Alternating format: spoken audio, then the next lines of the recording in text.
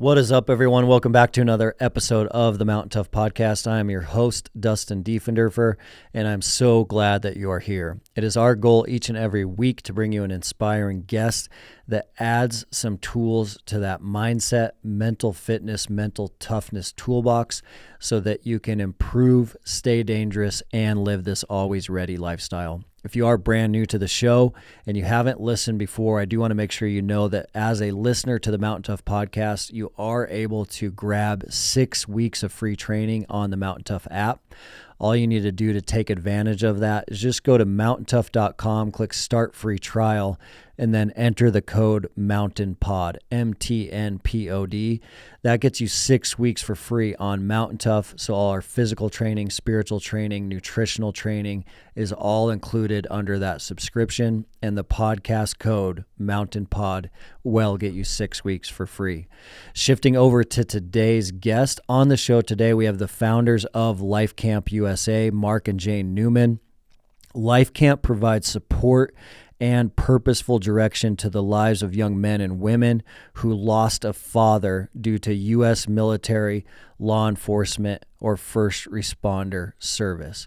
So think about Gold Star families, Gold Star children, boys who have lost a father in battle is their focus, and they're definitely connecting that to the outdoors.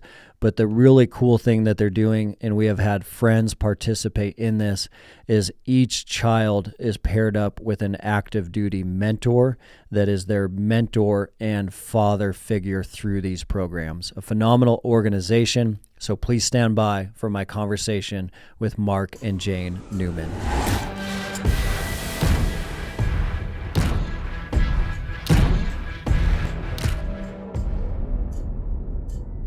Yeah, well, let's dive in. Can you start at the beginning for me, and can you let me know when you got the vision for Life Camp, how that happened, where that came from, and when you started, and kind of how that first season went?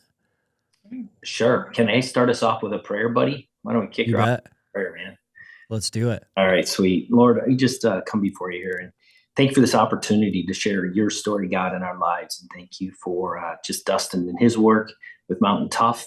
And we just ask that you guide our conversation today, Lord, that it would reach people that need to hear whatever parts if they need to hear, Lord, and just work through it and just be with us here during our time on MTNTOUGH. We pray these things in your name, Jesus. Amen. Amen.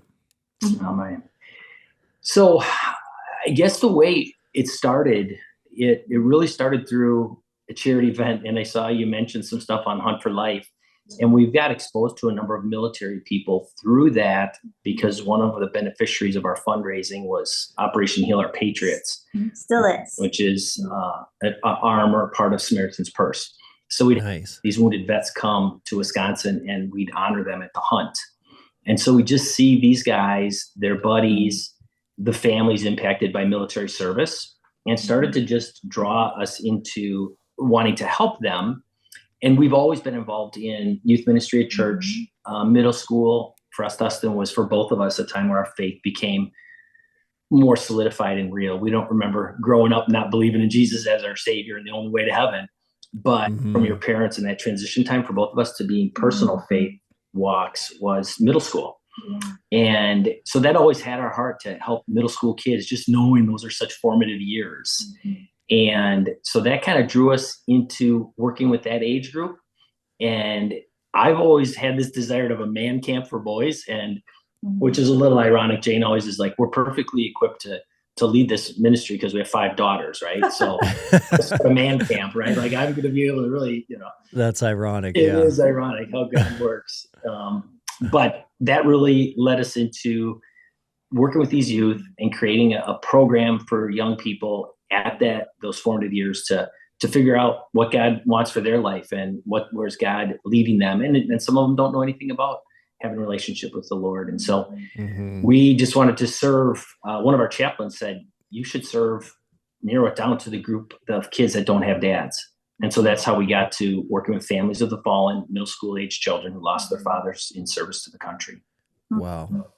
Yeah, I feel like those military people that were so kind to share their stories with us that came to the hunt we went from having a general appreciation for our military to having like a door open, a window open that exposed their lives, their communities, and what they were challenged and faced with. So because of that, because of them sharing with us, we wouldn't have known. You don't know what you don't know, but I guess it just creates for anybody a reason to just go ask and know that this community is willing to share their stories.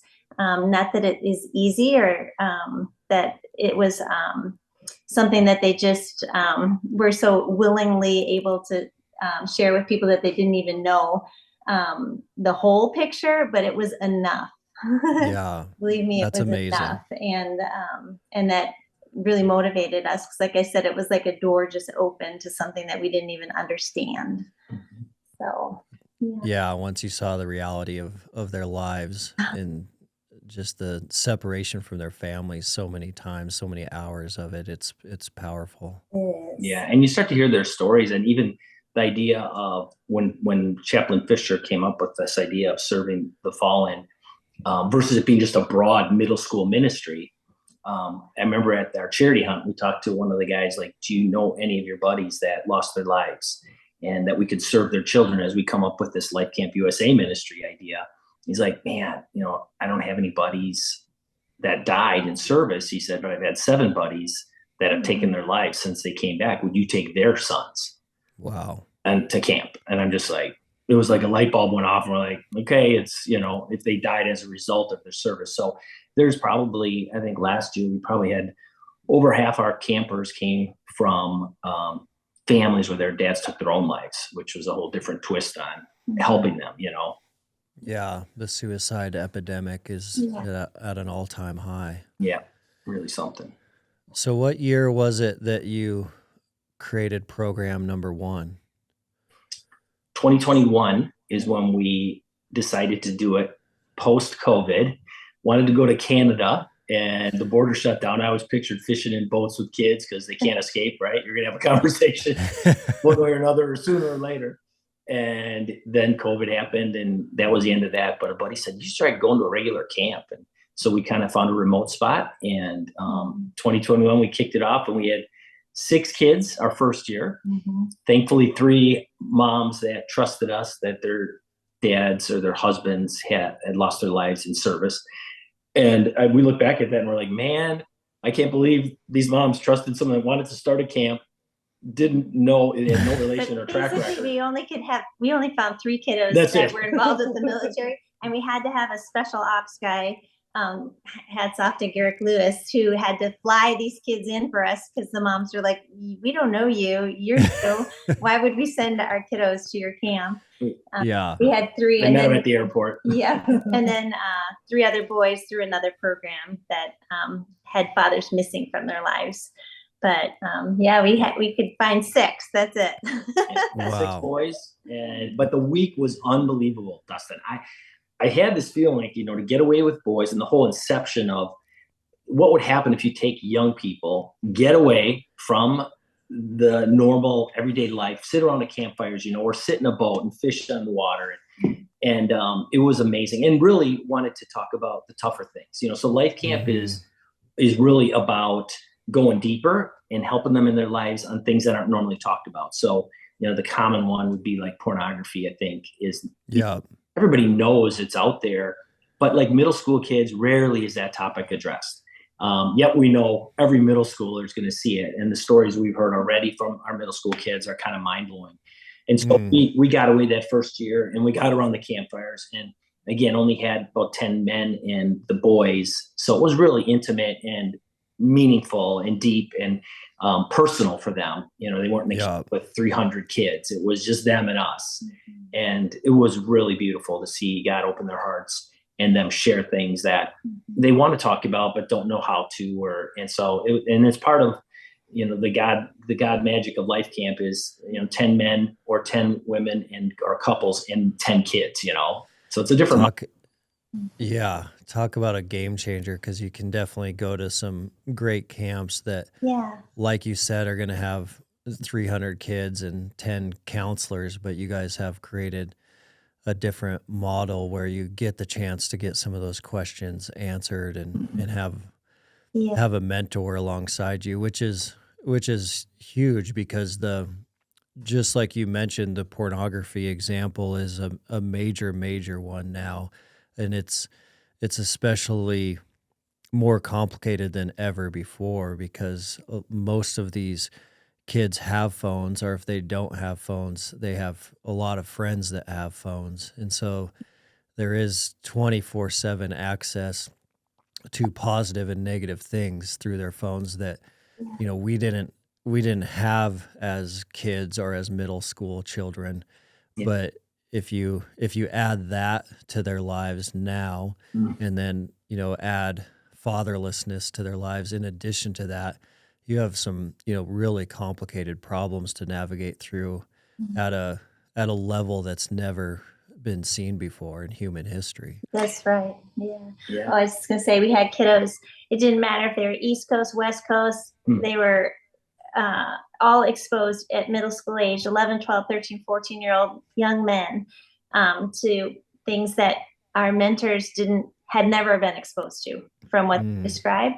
And, you thought at first the reports coming in was, well, maybe it was just this one kiddo's experience, but it ended up being, it didn't matter what part of the country, where you were located, all these boys had similar experiences and what they were exposed to, and way beyond what we had imagined for that, Yeah, and we're still working on that aspect of life camp, because for these kids, when there's something out there that they're all going to deal with, but rarely is addressed anywhere, right? Even in the church, how often are they talking to the middle schoolers about pornography? I mean, I'm like, everybody knows it. Everybody's like, this is an issue, but it's not easy to address and talk about. And so I think that's still things that we have to figure out as a Christian community, how to help that age group, It's a big thing. I was actually just talking to a mentor of mine about this topic this morning, and he told his story of how when he was a child, and he's in his mid-40s, when he was in that middle school age, the first time he saw pornography, it was some kid in his classroom that pulled out like a little folded up tear out picture of like a Playboy magazine, pulled it out of his pocket. It was folded into like 10 pieces and just kind of showed him real quick. And I told him my story was really similar. I remember the first time seeing pornography, we found a stash hidden in a field of magazine clip outs that some other kid had hid, but we just randomly ran into it in the middle of a field outside of Billings, Montana. And we were talking about, the difference now, because he has 2 young daughters and I have 2 young daughters, and they're about to enter that middle school era. And my girls are doing homeschool, his girls are not, but he talked about, one of the things that's going on now with AI is there's like AI porn shaming happening, where they'll take a picture of someone's face inside of a classroom, and then with AI they'll put that face on a pornographic video. So the levels of how it has changed since we were kids, or the generation before us was kids, is substantial. And it's a complicated thing because of the phone management. Even if you're managing your own kids' ability to access these devices, that all changes when they go to school and they're surrounded by their friends that may not have limits on the restrictions of their device. So it's a big topic. It's huge. That's true. Well, we do take the kids' phones away at camp. That's good. Sometimes they don't like it too much, but it's amazing to see how when they're not plugged into their phones, that's our whole goal, is to unplug from a lot of things, but especially the phone.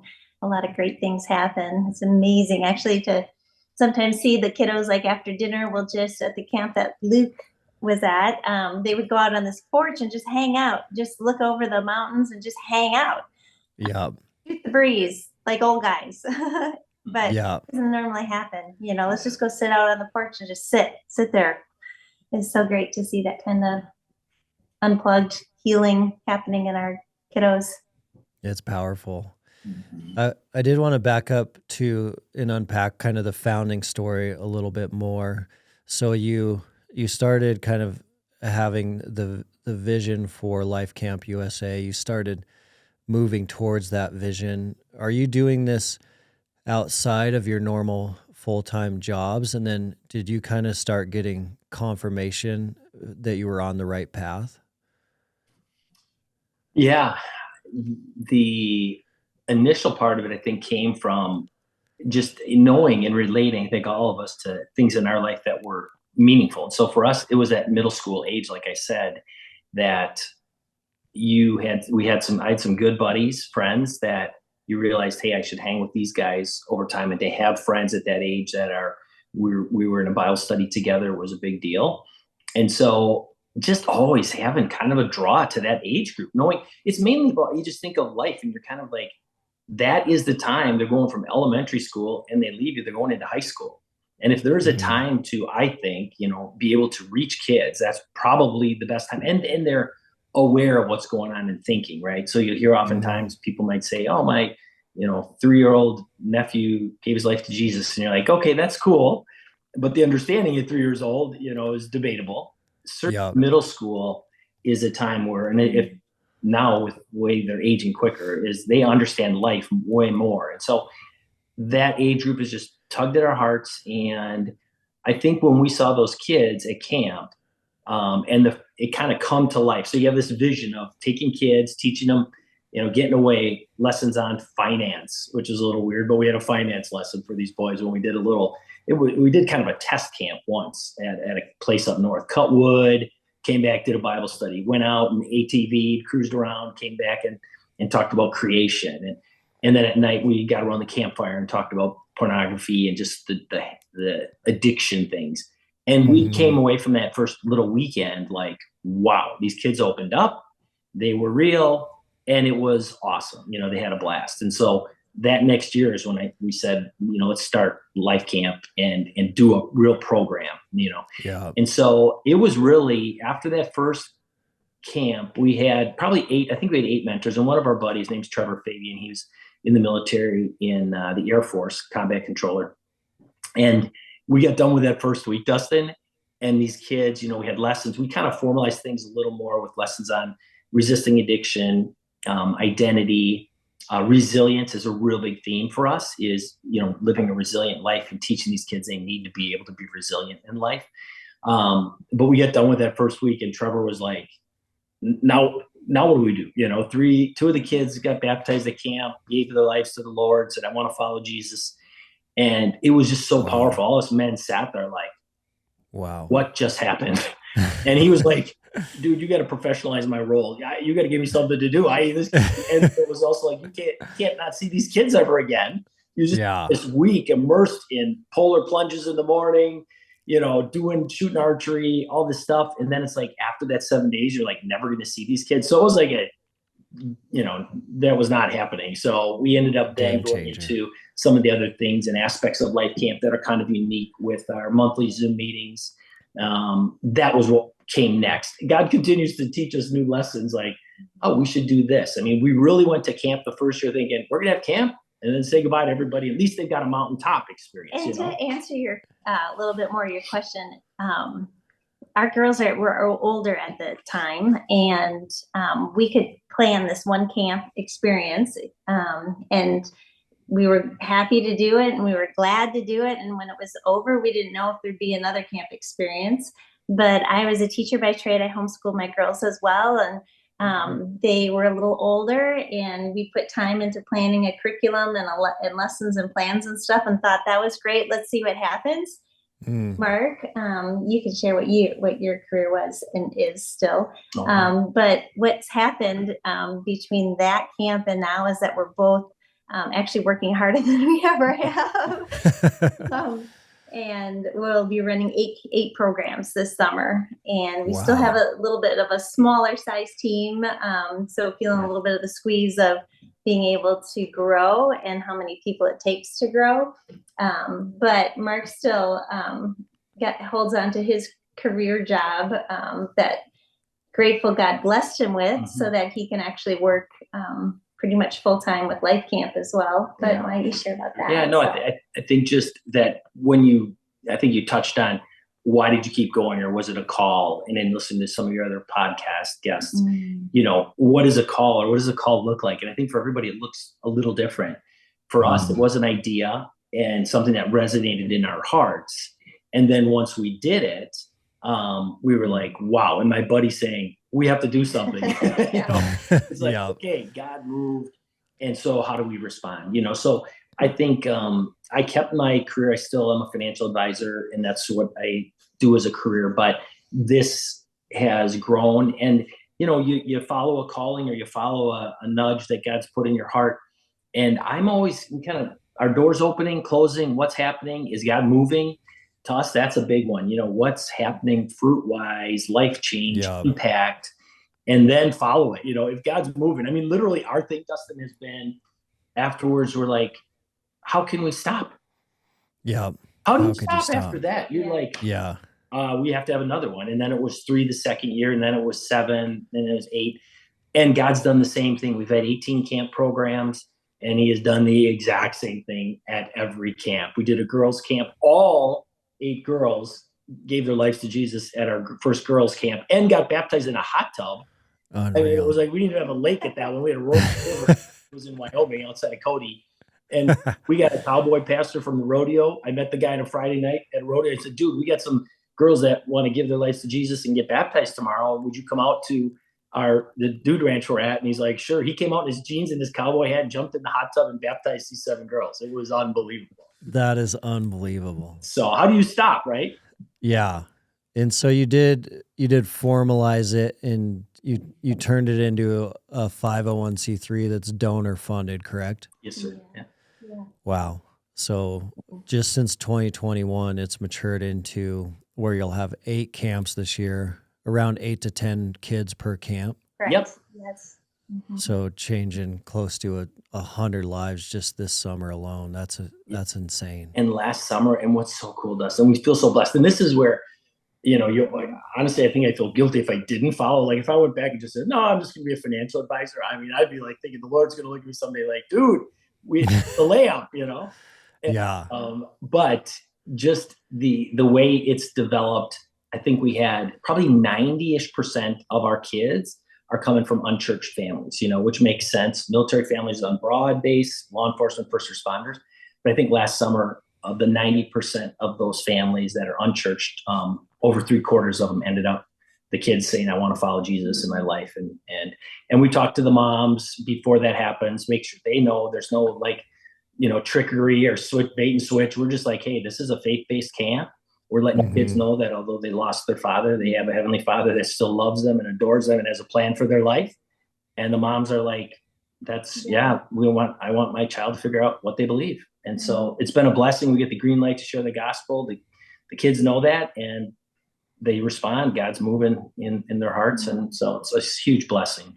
Wow. Huge. And we didn't understand at the time how much ministry there would be behind the ministry. Mm-hmm. And so that has been just as much of a motivation. When you see 10 men get together, or now we do 5 couples for the girls' camp, and especially the military and law enforcement, those that have served in that capacity, they have such a heart to continue to serve their fallen brethren.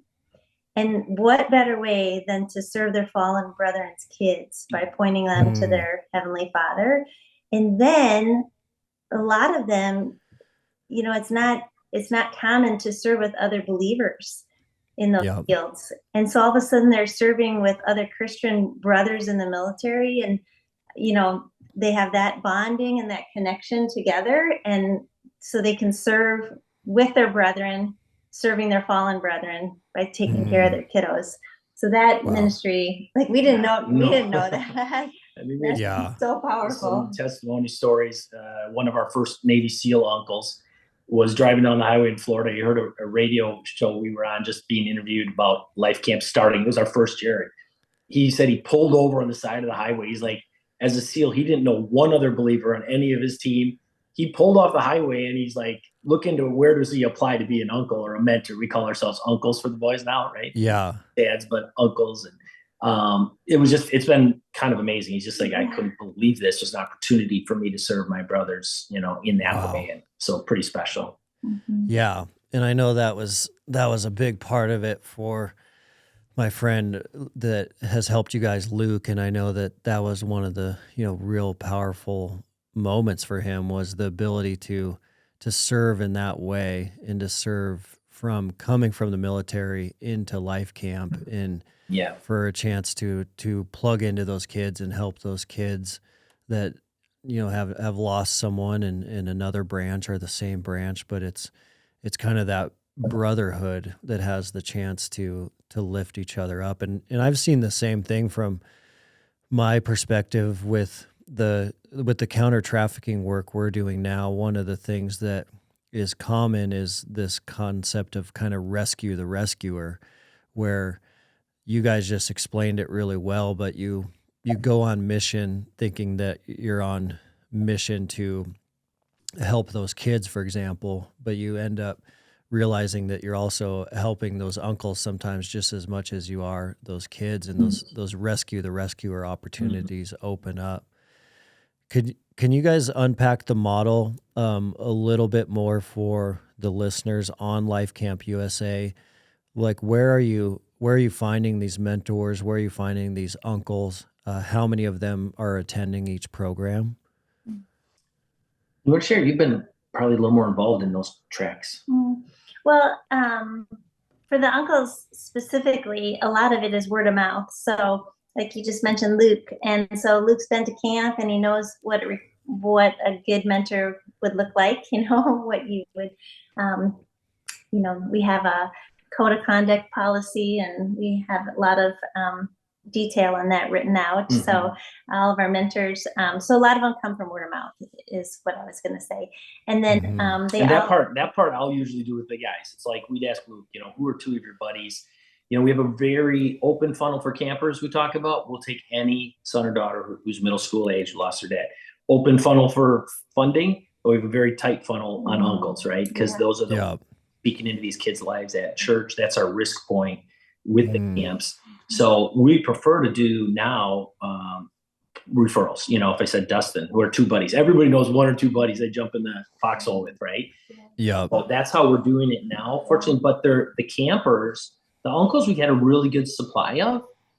Campers has been the struggle, but that's what I was thinking with survivor outreach, kind of that. He had asked specifically the mentors. So did you ask about the mentors only, or the campers? Yeah. We can go to the kids, but I was curious about the mentors. Just, are most of them military law enforcement background? Well, a lot of them are, but our procedure, though, is to fill out an application. So we have a really great gal. Her husband is a Marine. Her name is Faith Cecil. She's our camp operations person, and we've created an application online. And as soon as Faith gets it, it goes to either Mark or our life care director, David Sigmund. They review the applications. They call you. They set up interviews.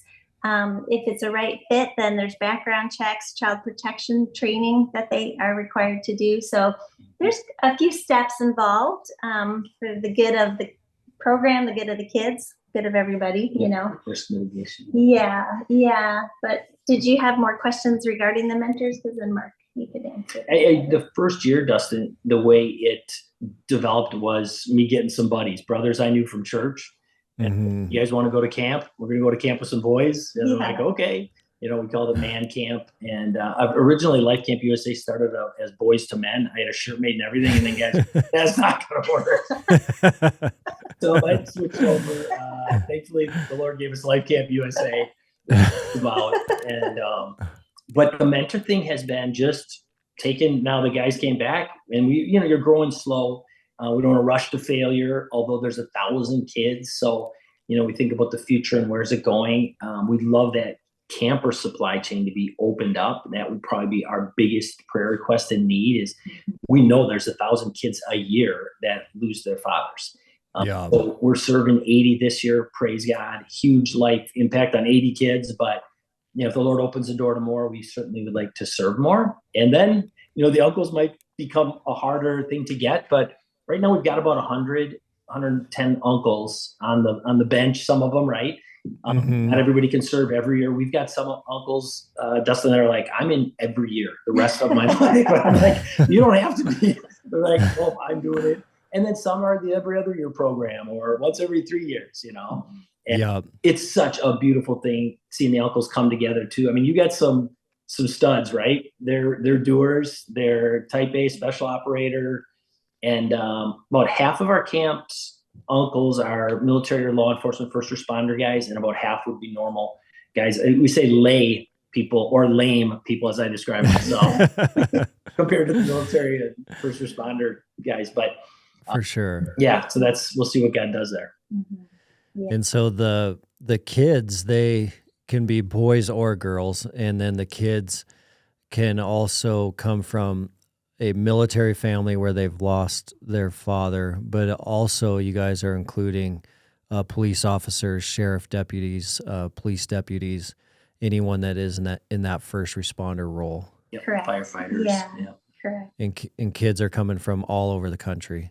They are. Yep. Yeah. As far as Hawaii and Alaska. We've already had kids from both those states. So. Wow. And then with 8 camps coming up this summer, how are you finding the locations? What kind of locations are you guys talking about? Yeah. Good. Well, the way we usually find locations would be, we started really through the internet and looking at a place. We don't need a big facility. Like we said, when we're running 20, we can kind of go into a smaller area. If we can find a lake, small pond lake that the kids can swim in, those boys would be hanging on the swimming raft all day. Good conversation, a couple cabins and a facility that we can make food at, and we're good to go. So we'd kind of go online and look for that. And again, found a fish camp up in Alaska, where we actually had a camp in Alaska too. So we had a camper from Alaska. We also had a camp we did in Alaska a couple of years ago. And God's just been moving. I mean, literally that Alaska camp was a Friday night internet email, and Saturday morning the guy dinged me when I was at Home Depot, and he said his thing was called Fish Camp, Nepper's Fish Camp up in Alaska. Plug for him. He's a strong believer, loves showing men how to come to Jesus. And he dinged me in the Home Depot parking lot and said, I think Fish Camp and Life Camp need to get together. And we literally by noon, within 24 hours, we had a camp in Alaska planned. It was crazy. So we've been moving. We found kind of like the guest ranch type. We've got a few of those because they're not built for hundreds, but maybe 40, 50 guests. So those have been probably half our camps are those. And so it's really just reaching out. We've got camps that would be run by believers, families that are faith-based, and we have camps, some facilities that aren't at all, but they love the military and they want to help the mission in that sense. It's been really beautiful to see how God's touched their lives with the activities at camp that we're doing and engaging even the people in their guest ranches at dinner. They'll see our table of boys and girls and these mentors and like, what's going on over there? And by the end of the week, they're usually in tears at our honor ceremony right alongside of all of us. Really, really special. So yeah, that's special. Kind of remote places to go with the kids. Mostly in the center of our nation, because we're drawing from East Coast, West Coast, and these kids are flying as unaccompanied minors. So kind of cool when they get off the plane and the mentors are waiting there for them. They grow up just a little bit when they step off that plane and they did it, they made it, and they arrived. So and then they like the mountains. A lot of moms want the kids to go to the mountains. So. Yeah. But if our camps were all on a coast, that's a really long flight for kids. Yeah. So coming to the center of our nation works a little better. Yeah, I was curious about that because you guys have picked some really beautiful locations. Is the outdoors, the outdoor wilderness aspect playing a major role in some of the transformation that you're seeing? Yeah. God's given us a beautiful, cool track, kind of survival skill based. Trevor helped us with that the first year of his combat controller background, and it was so sweet. So we have a field guide. We give the kids backpacks, Bibles, all this stuff when they come to camp for the week. Their kit, and that has been a track survival skills first day is map and compass. We teach them how to use a map and compass. No Google out there, and half the adult guys probably would want to learn how to use a map and compass actually. But they then go out and track, learn how to use it in the wilderness. And then in the afternoon, our lesson is on the Bible is your map and compass in life. And so the next day we talk about bearing and heading, and how do you learn the difference and what does it mean? Sometimes you're heading in the wrong direction, but your bearing needs to be staying the same. Your heading can adjust based on your circumstances. And then in the afternoon, we talk about, that truth and Jesus is, and so we tie each day a survival skill, practical lesson with a spiritual lesson about life and maybe the Bible. So it's that's really why cool. Sometimes going to these smaller locations works a little better, because Mark and the mentors always joke that as they're like rubbing sticks together to try to start the campfire, and if they were at like a larger location where there was like somebody wakeboarding and the kids like, that looks really fun. It's really fun over there. How to build a fire and rubbing sticks. So, there's a lot of outdoors activities that we do. Yeah, the outdoors is powerful. I mean, just the nature and its impact on healing is incredible. Yeah. Yeah. And it's also the physical side. We talk a lot about spiritual health and mental health and physical health. So we have had kiddos, both boys and girls, who thought that they couldn't do something.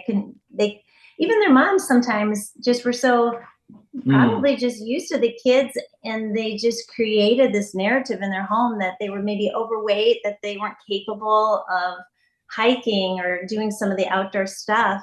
And some of the kids that came with us already thinking they couldn't do it would maybe end up being the first ones in line, like leading the pack back to, where they started from, or back to camp on some of the hikes. Just felt so inspired that they could do it, and also just wanted to have better health. Yeah, well, we can't, we don't live near them, so we can't always, there. But it was an encouragement for sure. We have had first retreats float up to the surface of the water. After kids jump in the water, we can find out the kids that are hiding snacks pretty easily. It's so important. I mean, a major conversation point right now, just nationally, is that America is one of the few countries that doesn't have a manhood ceremony. It's really rare for there to be an actual event that takes place where a boy is turned into a man through some sort of ceremony through their community or their father, which globally is quite common, but nationally in the U.S. it is quite rare. And then if you walk into fatherlessness, that is going to be even more dramatized unless there's a community of brothers around that boy that can walk him through that. But when that doesn't take place, there is all the negative side effects of someone continuing to be a boy late into life, into their 20s, even though they are a grown man, they still are a boy in their mental state, in their life awareness state. And so what you guys are doing is really similar to kind of forging that transition with a lot of these young kids. And I imagine they become really good friends through that process as well with each other.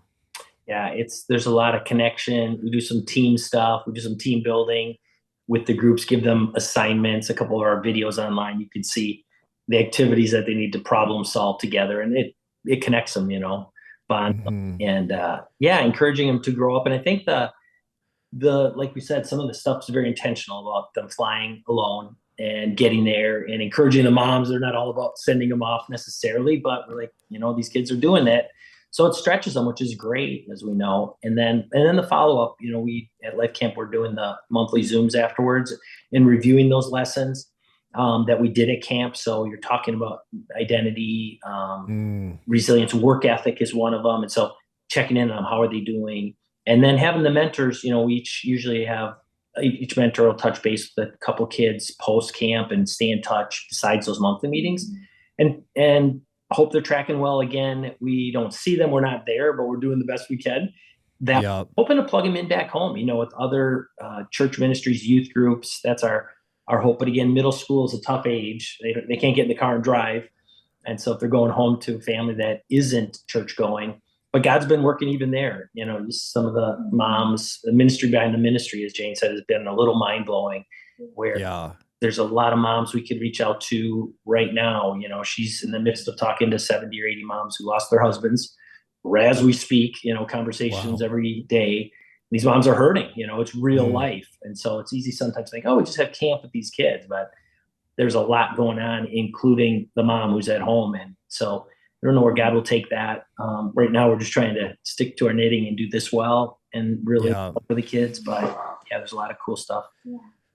Can you guys, do you think of a couple testimonials that are some of the most powerful you've received, whether it's from a mother or from a child? What ones stick out to you? I always think of one of our boys who the first year came back, and his mom, when you see it on Facebook, it's kind of neat. And I'm like, we don't put stuff on Facebook very often because it's their lives and personal stuff, but general pictures. But when a mom's saying, hey, my son came back and we were at the restaurant tonight and he asked everybody if we could pray together, and he led the family prayer, so cool stuff like that. It just, for the uncles, we're like, sweet, he's back home and he's doing it, Yeah. And that's awesome. From the first year that God gave us. We call them the 3 OGs, and they were in front of the Lord. So I think of that mom story last year. Share that. Well, we had, we did have one of our girls, a lot of the kiddos, you might not, some of the kids, you can see anger, you can just see it on them, but a lot of them bury it because whether they've been unfortunately told this or not, a lot of them just feel like they need to be a man in the home, or the girls just you feel like they can't open up to their moms and share feelings because their moms have already been hurt so much. So one of our girls and her mom, just a really tough relationship there, but she just saw her mom when she got off the plane and dropped her bag, just like in the movies, dropped her bags and just tore off and embraced with her mom. And shortly later, her mom called me and said, I'm listening to the Christian radio station.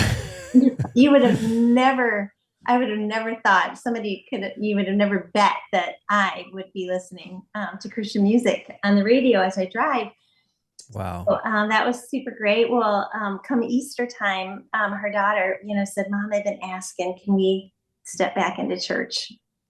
And her mom had gone one time after her husband had died, and it only took one time for a wall to go up and for her to mentally decide, I'm not walking back into church ever again.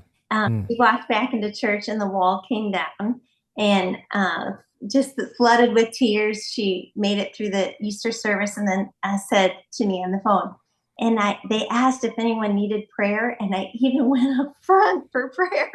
Wow. That's so cool. Yeah. So, the ministry that comes back home, a lot of it we don't even know about. Some of it we do, but so we just know that there's ministry to our moms by just taking care of their kiddos, and that's God's going to work through those kiddos back in their own homes.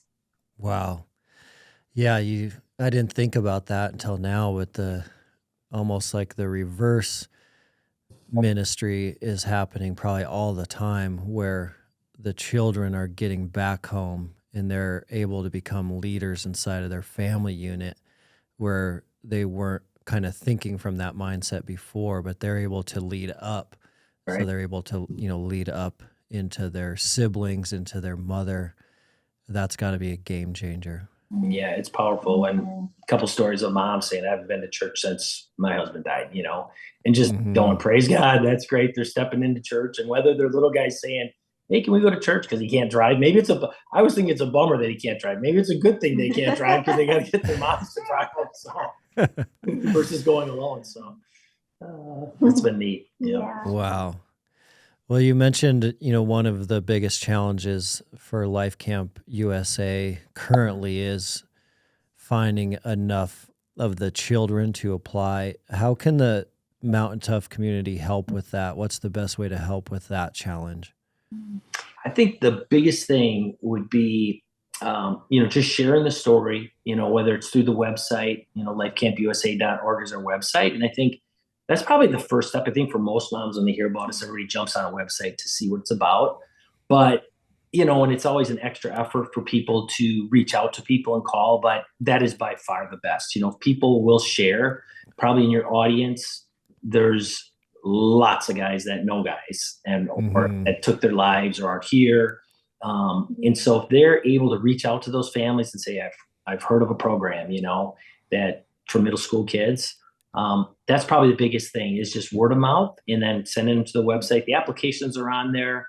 And even if they're younger, we're kind of building some of our own information, trying to build our own data. We were in some channels before, but they kind of cut camps out of there. Gary Sinise was a big one that had provided almost everyone that came up to our table said, my son needs this. It was so sweet. We were just like, what a blessing. We're at the very first law enforcement one they had. But they don't have camps in there anymore because of the Boy Scouts and the stuff that goes on. So they're like the legal side of it. So now we're back out in the wilderness. And so for outreach, Jane, tell them a little about that. Maybe. Yeah, the military has survivor outreach services. Each branch has their own coordinators. So we're in touch with as many as we possibly can and send them information that they can send their people that they're serving. Yeah. And then there's other military organizations that we share information with and hope that they just spread the word. So we have some slots open yet this summer for campers. So if there's anybody that's listening and knows of families, I would just spread the word, and it's of no cost to the 100% all expenses paid, flights cost. The whole week. So there's no cost to these families at all, including that's huge. It's up to a 2-year program. So if they want to stay in, they can, as far as we meet in the monthly Zooms, and pretty much everybody does stay involved. And then we have the opportunity for Life Camp 2.0, which is the second year. If they've tracked and they've been involved in the monthly Zooms, we'll do a 2.0 camp for them. And that focuses a little bit more on identity and, who are you? Who does God say you are versus who does the world say we are? Or who do we think we are because we're great at basketball? Is that really who you are? Who are you? So is really what a lot of the moms are talking about their kids struggling with is their identity. And so we know that's a big area that we can help in. And then this is the first year that we have a bunch of moms begging us to do a 3.0. So, we've always thought, Dustin, like, who knows what God's going to do with this? Because it started with a mountaintop one week. I thought that was it. And then we're like, that's not it. We got to be tracking. And then now it's 2 years. Now the moms want 3. Probably it would make sense to have a high school program, probably. And again, it's not that we have this massive desire to build something big, but if the kids are tracking and they want more and the moms want more, I think funding, obviously it's all donation driven. So of course we need support there too, but and the girls program too. Like we had one girls camp 2 summers ago. Last summer we repeated it with a girls camp, and now this summer we have 3. But the girls, that first summer we had all women mentors, and it went great. The camp was amazing, and the girls learned a lot. We had a great community feel there. But what we noticed, or what I noticed from being both at the boys and the girls camp, was that I felt like I was still a mom to the girls. So we went fishing. The girls would say something like, "Hey, Aunt Jane, can you hold my stuff?" And I'm like, still a mom. They don't need to fish with me. They got a mom to fish with it, whatever. But they wanted to try fishing, but who do they really want to do it with? Their dad. Who was missing. So the second year we had couples come to camp. So that way we could demonstrate for them just a Christian marriage, as well as provide dads at camp. So when we went fishing, guess who they wanted to fish with? They wanted to fish next to the guys. Can you teach me how to fish? Can you teach me how to throw a football? Like, I will never forget this little girl, Maddie. She just wanted to learn that. And her and Mark worked for a whole afternoon, and she had it down, throwing a football. So cool. With Mark. So, so anyways, that went over so well that we've repeating that now 2 camps this summer. And then the men can speak safely into those girls' lives, because obviously in a girls' camp, you're not going to have the men be mentors. And kind of, again, this has been a God lesson. Okay, first it was ladies are like, let's tweak it. Now we're doing all couples. Yeah. And the cool part, Dustin, for us is like, there's an opportunity now for couples to serve. So you and your wife could come into a life camp and these daughters. And so for, so often we're doing stuff as men in ministry, and men's ministry are our thing, and the ladies are doing their thing. But to come together as a husband and wife and serve these kids too. So I think it's going to be a really special, we're in year 1 of the couples thing after year 2 this year. Yeah. So that's incredible. But then we can share with these girls, and the moms will be, or my wife will be like, that's the best thing Uncle Mark can tell you. It's a little gross, but yeah. Oh yeah. The girls will be like, ew. And us women mentors will say, well, actually, that's the most loving thing. Your uncles here. Your dads, yeah. Your dads would want you to know this for sure. Trust me. Yeah. That's so powerful. Yeah. Just for them to see that like husband-wife relationship too, from a Christian perspective. And then the stuff that they can learn from the man and the woman is incredibly powerful. I always think about, just the idea of trying to navigate middle school fatherless would be so difficult. It's hard enough as it is, and to do that without a father around would be extremely difficult. And I know the Mountain Tough community is so supportive, and the Mountain Tough community is absolutely full of first responders, military, special operations. So I really hope that they have some contacts they can send your way. I know they will, and I know that there'll also be a lot of interest in volunteers. Being mentors and uncles and aunts, that would be super, man. And even as we're growing, it's development people on the fundraising side. Our budget this year will be about $1 million to run Life Camp at all the locations. And again, we've had people say, well, why don't you have these families, they can participate on the airline flight or some cost. And we're like, they've already had plenty of cost. And so we are going to love on them. And if it's a little extravagant in the sense of loving on them and paying 100% of everything, that's what we're doing. So the money's out there, as we know, the funding, it's just a matter of reaching out, and there's sources, and I'm sure he's provided our needs thus far. But if even on the employment side, if there's guys out there that feel like, is there a spot in Life Camp for me career-wise? Yeah. I have fundraising, that's more development. It's, we have a lot of donors, and we want to love on them and show them our appreciation. So there's a lot of opportunities. I would just say, if guys want to get involved, to reach out. We're thinking of doing this breakfast brigade of going in, like if we've got a boy that comes to camp from Bozeman, right? But he's all alone. We have him at camp. I know of you, Dustin, back in Bozeman, and we find a church and we say, hey, let's do a men's program some Saturday morning at your church, and let's bring some dudes in the SEAL and a couple special operators and teach them about mentoring, like do a men's breakfast, right? Yeah. And we'll bring some speakers, and we'll have little Jimmy up there with us too, who lives in Bozeman. And you guys we're in your church. Somebody's going to take little Jimmy under their wing, right? And hopefully. Oh, yeah. So we want to figure out ways to connect the kids, but I think there'll be a lot of opportunities for people to serve in Life Camp USA as time goes and as we grow. Certainly, if the Lord opens the door. The biggest thing is campers, man. I want to have a waiting list, right, of kids, because then we can build it out, and then we will be able to fund it too, because there's kids wanting to go to Life Camp, and we've been right about it. 80 kids we'll film them the last few years we have. But, the tough thing, like you talk about calling, and when God puts something in your heart, I'm a type A kind of, if want to go 200 kids next year, I'd be like, oh boy, what do we do? I want to do 20 camps. Everybody else will be saying, well, hold on. But bottom line, the kids are out there, and there are no other life camps. There's great camps, as you said. They're awesome in their programming. There's grief camps. Let's watch the balloon fly away and the sailboat up river and say goodbye. All for different reasons, and it's just ours isn't. Ours is let's pull your pants up. Your daddies want you to have a life. You're sad. You're gonna mourn, but he wants you to have a life, and the Lord God's got a plan for you.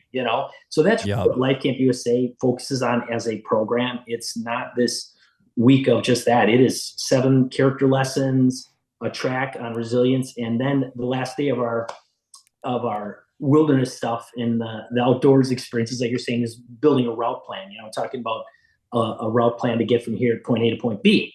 But just tie it into, in life, everybody makes their own spiritual route plan too. They're either going to choose to say, I believe in God and I want to follow God, and I don't, but that's your choice. Everybody gets to build their own life route plan. So we talked to them about that. And that's our Thursday night when we share the gospel with them about, here's the plan God has available for you.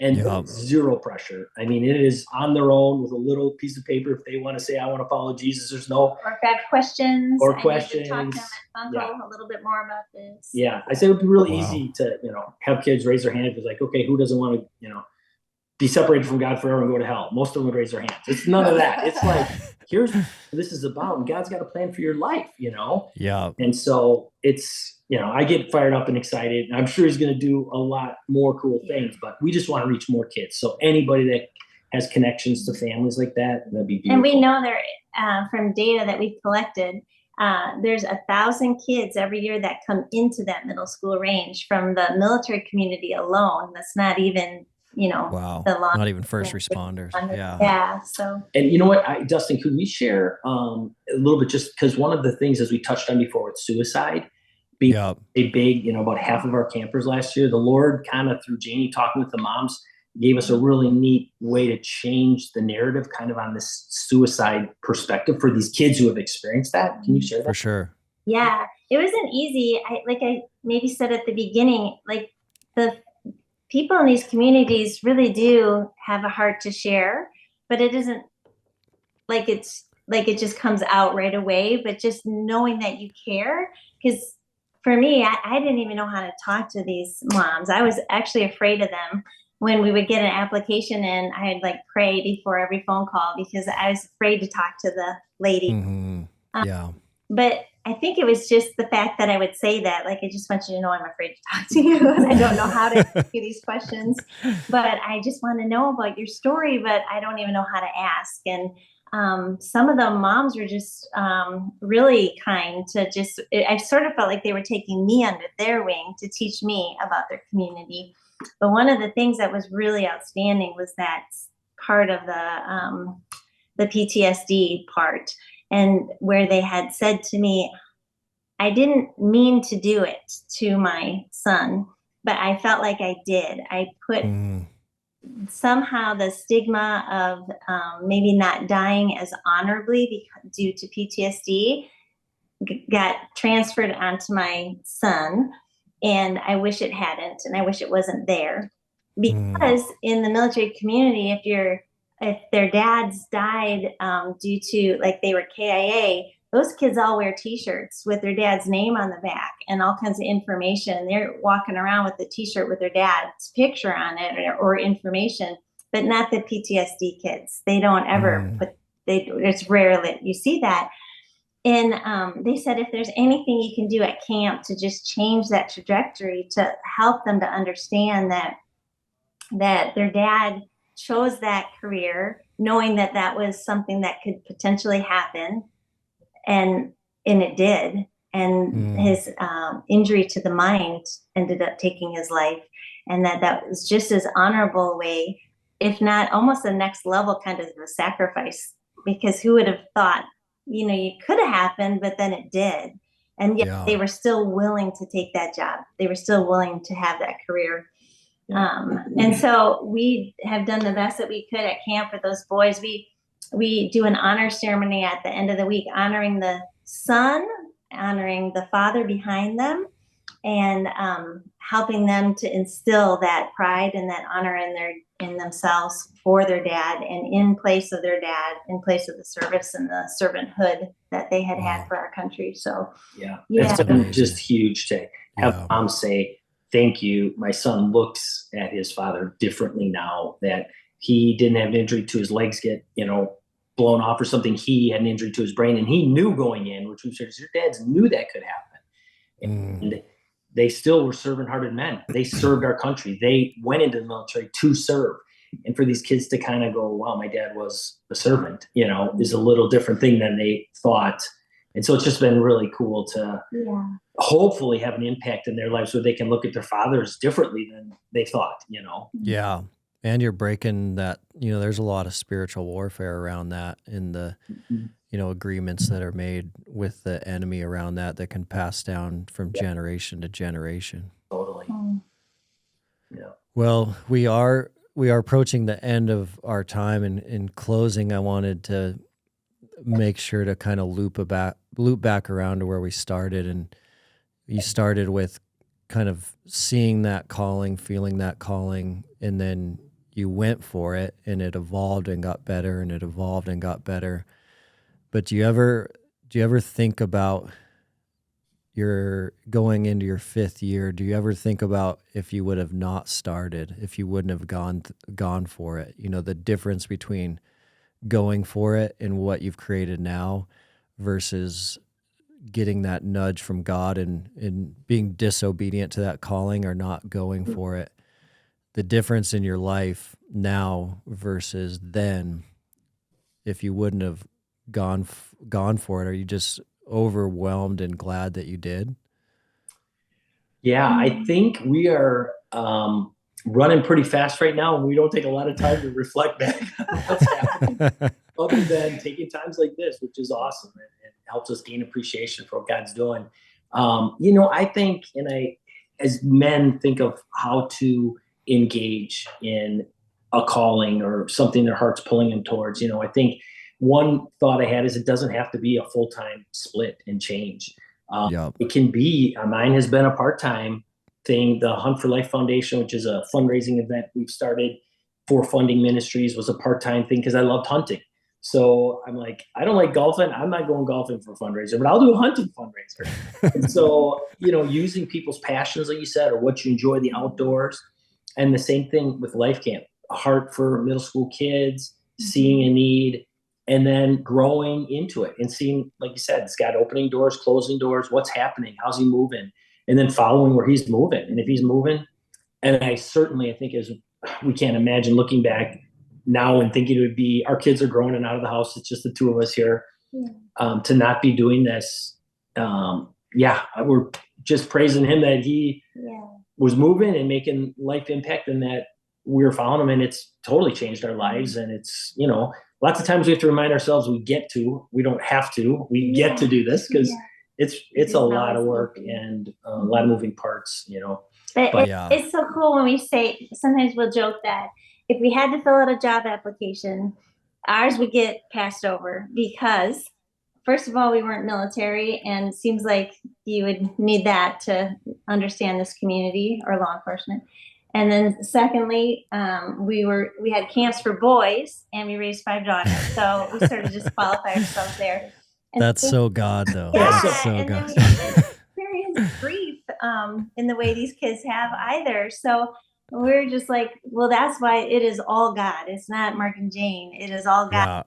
Yeah. And so if you have an idea out there that God's put on your heart, it might not seem natural, but could explore it for sure. Yeah, and sometimes the team will make a comment about, Mark and Jane, we're just glad you're doing this, and we'll just say, well, actually, we're just in ministry together. God brought us together in ministry. He's leading the way, so it's really God's. We're following. God's leading. Yeah, and you think that stuff. I think I heard a podcast recently on comfort, how we strive so hard to be in comfort in America. Like everybody wants to be comfortable, which it's natural. I want to be comfortable too. But then you hear these quotes of people talking about sliding into heaven, into fourth base, worn out, dirty, and that's the way to go in, is just worn out and dead tired, right? Yeah. So, as we think of life and how we want it to end, to make an impact for all of us, all the listeners out there, as God's tugging at their heart, to go for it. We're here once. This is the life God's given us. And if you feel that nudging in the Spirit and God calling you to be obedient and follow that, and then the Lord show you, is this the track, and what's happening there. Sometimes we have our own desires. Like guys are like, yeah, I want to go hunting. I'm going to start a hunting ministry. Well, I've seen a lot of those. And sometimes I think they're more focused on hunting than the ministry.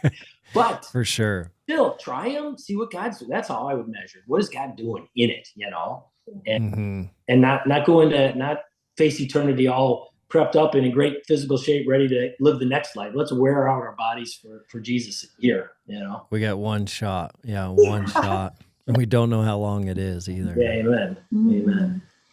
Well, Mark and Jane, thank you so much. I appreciate it. It's been phenomenal hearing about what you guys are doing. Proud of you guys. Having us. It's really great being with you.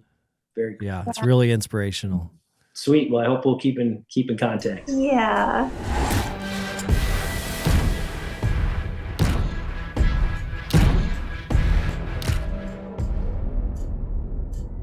What a great episode with Mark and Jane. Remember, every single Mountain Tough episode, we're thinking about that golden nugget.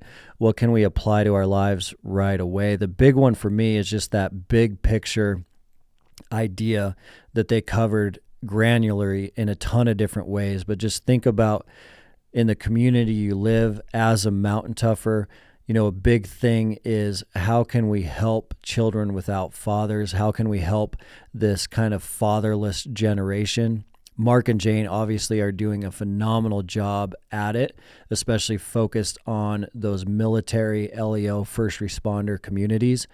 But as a Mountain Tougher with those around you, how can you serve and provide and do some work with the fatherless children in your area? Most Mountain Toughers are hunters. Most Mountain Toughers are outdoorsmen.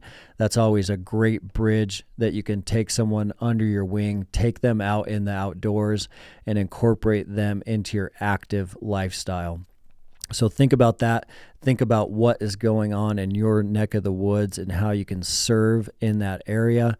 And thanks for being here. Thanks so much for listening to the show. If you are listening on YouTube, please hit that subscribe button so that you are notified each and every time we drop a new episode. Love you guys, and we will see you on the next episode.